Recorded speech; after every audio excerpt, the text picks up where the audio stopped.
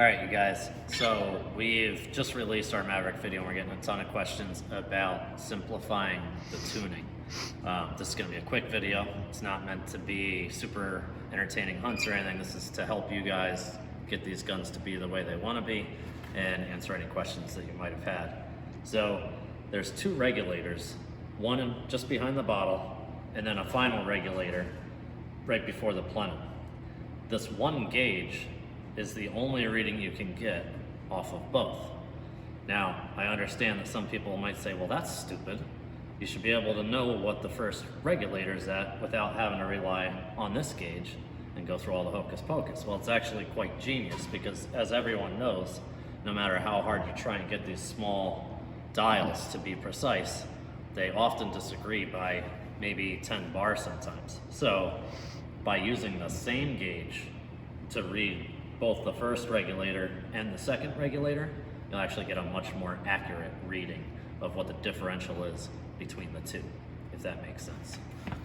We want to make the final regulator be so high that it gets what the first regulator is putting back. Because the whole idea is that the first regulator is going to be, let's say, 170. The second regulator is going to be about 150. So we have 20 bar that second regulator has to work with, and that means that it's under hardly any stress at all, which will lead to very consistent shot strings and less fatigue on the regulator. So to know what the first one is, we need to raise the second one until it's no longer really in play. So that second regulator, after we raise it up, is just going to be letting all the air come through that the first regulator is allowing. So if we want that at 170 bar, we'll take this up to at least 200 bar to make sure that the only reading we're getting is off of that first one. And the way that we're going to do that is by flushing out this second regulator right here. There, it's in right now because my gun's actually set up. I'm going to detune it so that you guys can see the process. So anti-clockwise to raise. And I'm watching that gauge just to make sure that I'm doing it right before I turn it too far. And I am. You can hear the air coming in. Norm, come around here. So it's about 170 or so right now. And I'm going to continue to open it up. Opening. This one looks like it's going to max out around, I don't know, what do you say that is, bud? 180? Yeah, roughly. So that's at 180. And we know that because we've opened up, come up here. We've opened up this one until it's flush. So that screw is flush with the outside of here. So that regulator is no longer knocking down air. It's just letting through what this one is, because this is probably set at something like 200 bar now. And this first one back here is what's determining the pressure that's in the entire gun now after the bottle. If we wanted to change that, which I don't, because I like 20 to 30 bar over and I want to run 150, we would go through here and do the same process. So that is now in the regulator screw there. And if I wanted to raise it, I would go anti-clockwise. And if I wanted to bring it down, then we would have to degas the gun, because you can't turn down unless you're firing shot. As you turn down very slowly, it's kind of a pain. That's why Matt and other people have shown you just take the bottle off.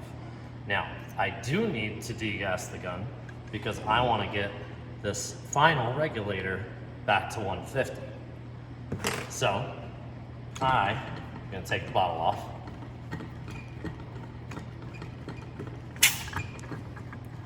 You hardly lose any air, so even if you're hand pumping, don't worry about it. And now I'm gonna fire the gun until we hear those regulators empty. Not yet. Now that the air is rushing out of the system, we wait until that stops.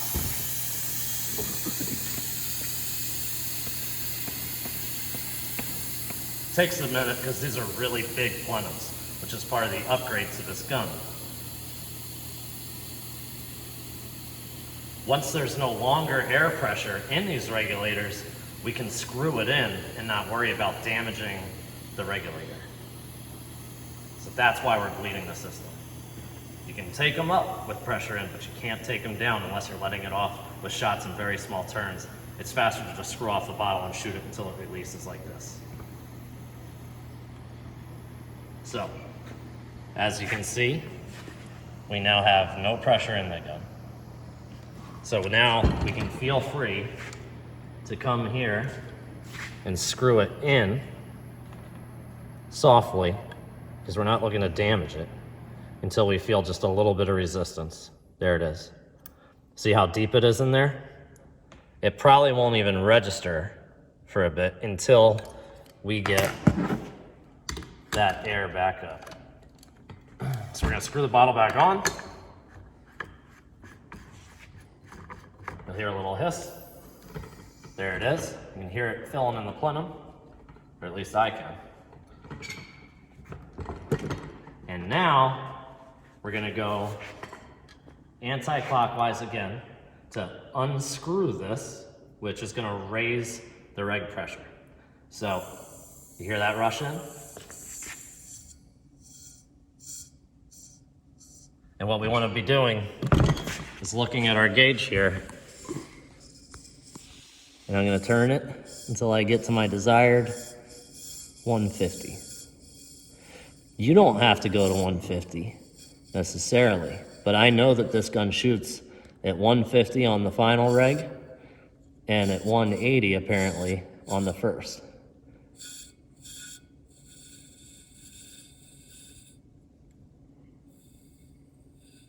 And you want to do this with a fresh fill in your bottle so that you know you're not losing air pressure, because if you did, you got to start all over again. All right, that's pretty much 150 on the money, I'd say. From my, maybe, no, a little more. Okay, I'm gonna call that perfect 150. Now, let's shoot it. We'll put it over the chronograph and see how it does consistency-wise. And then, of course, we're gonna test for groups quickly.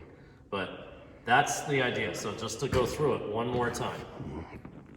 First reg sops up almost all of the force from the bottle, and then is only letting, let's say, 170, 180 bar up against the front of the second reg. So now that second reg has to do almost no work at all, and we set that to 150. So there's only 30 bar pushing on that reg, and that's why it's gonna be so consistent and not fatigue out and wear and show us creep like a lot of guys get when, you know, you take 250 bar in the bottle and then try and reduce it to 125. That's a lot of work for one regulator to do. So this way, it's splitting the load. Let's get it on the chronograph, see what we get. All right, so we've got the pocket chrono hooked up. Norm's phone is gonna read them off. He gets so many phone calls, we don't have the volume on. But we're gonna see what kind of consistency and what kind of speeds we get. 902. 909. These are unsorted, straight out of the tin. 907.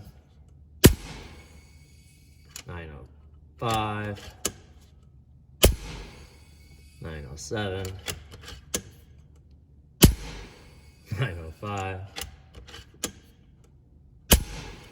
907. 909. 907.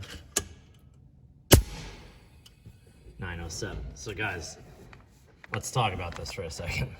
We've got a standard deviation of 2.1 over 10 shots with an extreme spread of 7. If that all just sounds like, you know, garbage to you, like, you know, technical talk, just understand that that is ridiculously consistent, especially since I just depressurized the gun, then ran the gun back up on pressure. I fired 5 or 6 blank shots to make sure that the regulator was settled in. But I mean, most people would say you need 20, 30. That is pretty wild. 10 shots, extreme spread of 7 with unsorted ammo. And by unsorted, what I'm saying is we didn't take these pellets out and weigh them individually. If you do that, you'll see that these pellets are gonna range from, you know, these are 44 grain pellets, but they'll range from 43.8, sometimes all the way up to 45 grains. So obviously you're gonna get variations based on the weight of the pellet, how fast it's gonna go, even if you're throwing the same exact amount of air at it. So to see this gun with that short barrel do that with unsorted pellets, it's pretty impressive. Yeah, for sure. And this is not the first time that we've seen it. Every time we've done it with this dual reg system, it's going. So I love it. Let's play Murphy's Law and say we have a perfect shot string of 10. Let's add 3 more just to see if it keeps after it sits. If I have enough ammo. 902. 907. And I'm out. Are you ready? Ready? 905. Still in there. Extreme spread of 7. 13 shots. Standard deviation of 2.2. You'd almost be comfortable, you would be comfortable shooting a gun like that at bench rest. He's gonna be shooting at that box down there. Yep, we're at like 65 yards just because it's convenient. And I am running school cam, so hopefully follow along. Some sighters on the left there, and the dial on the scope.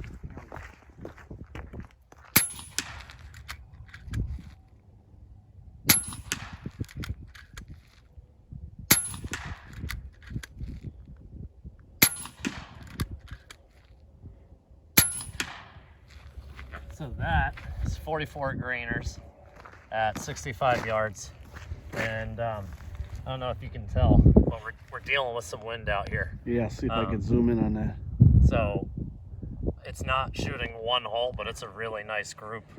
And again, you know, in the wind, not all that much you can do. Sadly, we'd love to wait for a less windy day, but the point was to get this video to you guys as fast as we could. So those of you guys that have Mavericks in hand and you're wondering, how is this done? That's what we're doing. Let's go up there, bud. I'll show them the group because I don't know.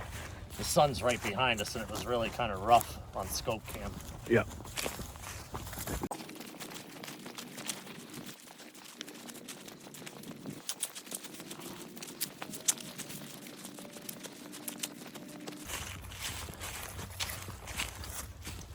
It's kind of funny. As I was getting my point of aim, those groups were a lot tighter. But still, that ain't bad. We're talking about the compact shooting at 65 yards pellets in wind. Yeah. That tune is just fine to do anything we want it to do. But what I love is how consistent it is up and down. And that is, I think, the indicator of what the double regs are doing. Yep. And then the side to side is just, you know, you got a tailwind that's a little switchy. Yep. It is what it is. Like I said, we'll show you guys the accuracy of these guns many, many times. But we wanted to get this video out to you as fast as possible, so we weren't waiting for a dead calm day to do it. So I hope you guys enjoyed it. I hope it helps you. And if you guys have any questions, post them in the comments, and we'll either answer them there or put them in a future video to help you guys out. So we out. We out. 3, 2. Done. Done.